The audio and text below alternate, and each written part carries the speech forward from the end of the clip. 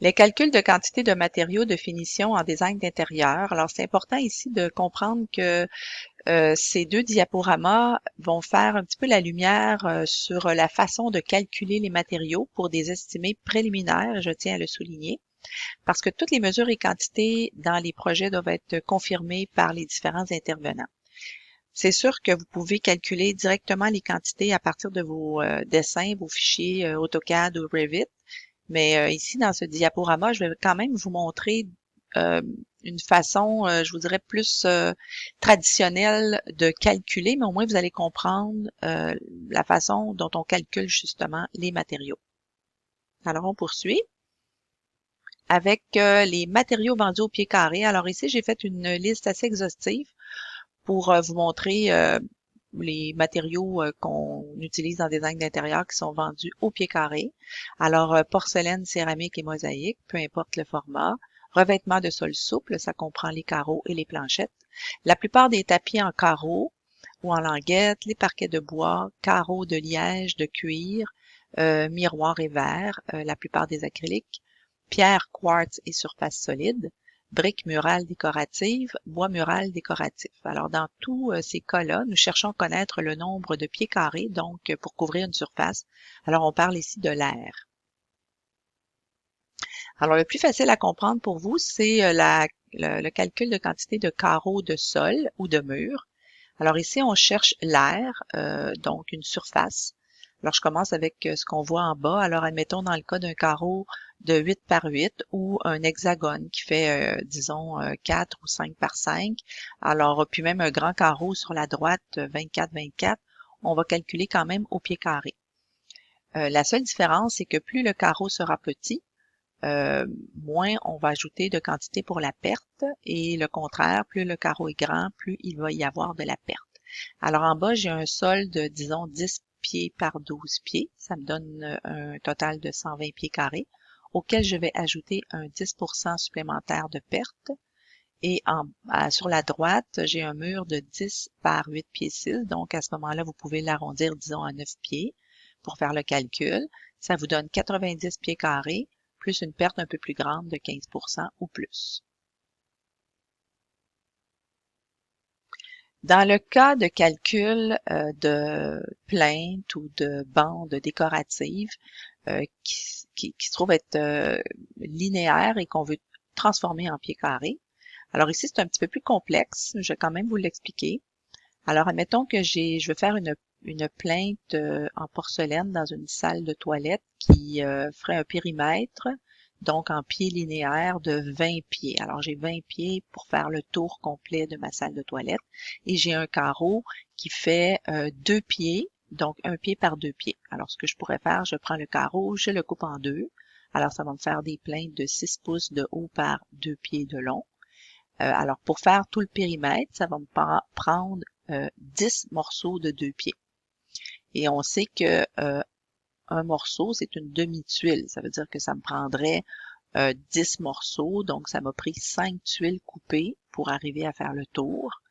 Et dans une tuile, j'ai 2 pieds carrés parce que j'ai une tuile de 1 par 2, donc 5 tuiles fois 2 pieds carrés. Ça veut dire que j'aurais 10 pieds carrés à acheter pour faire mes plaintes, plus la perte évidemment. Si nous avons ici une bordure de 8 pouces par 8 pouces en noir et gris, qui est insérée entre deux rectangles de porcelaine, alors, chaque carreau fait 8 pouces de large, donc 8 par 8, et je vais mettre des carreaux sur une surface de 120 pouces de longueur. Alors, je prends 120 pouces divisé par 8, ça me donne 15 carreaux de longueur. Comment je pourrais transformer ces carreaux-là en pieds carrés? Alors, je peux tout simplement dire à mon fournisseur que j'ai besoin de 10 carreaux de 8 par 8. C'est très simple à calculer pour lui. Si vous voulez savoir pourquoi ça ferait un nombre de 7 pieds carrés, je vais vous l'expliquer. J'ai dans un pied carré, j'ai 144 pouces carrés, 12 par 12 faisant 144 pouces carrés. Mon carreau, lui, fait 8 par 8. Alors, il couvre 64 pouces carrés. Alors, je prends mon 64, je le divise par 144 et ça va me donner 0,44 pieds carrés par carreau de 8 par 8. Si j'ai besoin de 15 carreaux fois 0,44, je me retrouve avec 6,6 pieds carrés, mais je peux l'arrondir à 7 pieds carrés. Bon, peut-être que j'en ai perdu quelques-uns, quelques-unes, c'est pas très grave. C'est juste pour vous faire comprendre que si vous faites des insertions comme ça, parfois au sol ou au mur, juste se rappeler que, admettons que vous faites une insertion de marbre, de mosaïque de marbre, qui se vend, je sais pas moi, 200 $ le pied carré, ça peut faire une grosse différence de budget peut-être pour un client. Alors juste peut-être faire un estimé préliminaire au moins de ce que vous allez proposer au client. Des fois, ça vous permet parfois de bien vendre votre projet au client. Les parquets de bois franc ou d'ingénierie sont calculés également au pied carré. Alors, on calcule l'air. Alors, dans l'exemple pour un sol de 10 par 12 qui ferait 120 pieds carrés, j'ajoute une perte d'environ 10% et je me retrouve avec 132 pieds carrés. Important aussi de comprendre que souvent, le bois est vendu à la boîte. Alors, il faut aussi acheter des boîtes pleines. Alors, ça vous donne à peu près une idée. Alors, dans une boîte, je sais pas, là, parfois, il y a un nombre de pieds carrés X, là, je pourrais pas vous le dire exactement, mais on va vous vendre les boîtes pour arriver à votre quantité. Les carreaux et languettes de tapis, les standards dans ces matériaux-là, pour les carreaux, c'est autour de 20 pouces par 20 pouces le carreau et les languettes tournent autour de 10 pouces par 40 pouces. Alors, dans ces deux cas-là, nous cherchons à connaître le nombre de pieds carrés pour couvrir une surface. Alors, je prends un sol de 10 par 12, ça me fait 120 pieds carrés, auquel j'ajoute une perte d'environ 10% pour un total de 132 pieds carrés. Dans le cas des carreaux de tapis, c'est un peu comme le bois. Souvent, c'est vendu à la boîte pleine. Et ou parfois, il y a des compagnies qui nous vendent des carreaux, qui vont nous donner un prix pour un carreau de 20 par 20. Mais pour avoir la quantité en pieds carrés, c'est la même formule que les autres formules que je viens de vous montrer. Je termine avec le miroir et le verre qui se vendent aussi au pied carré. Alors, il y a des formats et largeurs et hauteurs qui peuvent aller jusqu'à 120 pouces, 126 pouces dans ces produits-là. Alors, c'est important de connaître les dimensions maximales du produit afin de faire un plan de pose, mais c'est important aussi, un dessin de pose plutôt.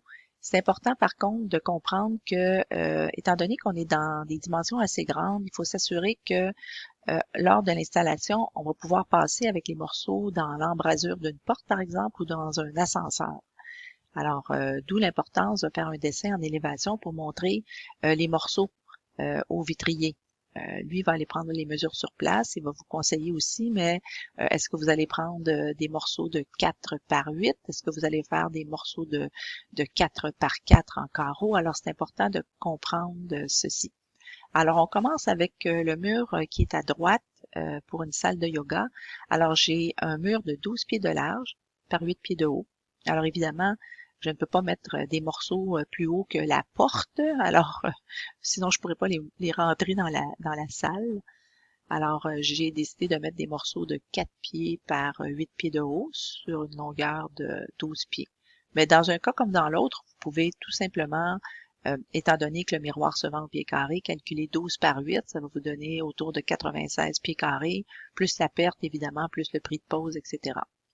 Dans le cas de la photo de gauche, nous avons un mur laqué qui a été collé sur un mur qui fait au moins 12 pieds de haut. Alors ici, on a vraiment un bel exemple. Ça vous prendrait un dessin en élévation pour voir comment vous allez installer vos morceaux de verre. Alors, on pourrait se dire dans ce cas-ci que le designer qui a planifié ça a pensé de faire des morceaux de 4 pieds de large par 8 pieds de haut et on a ajouté un autre morceau dans le haut de 4 pieds par 4 pieds pour compléter, pour aller jusqu'à 12. Alors, dans ce cas-là aussi, il faudrait mesurer la longueur du mur fois sa hauteur totale pour avoir le nombre de pieds carrés total.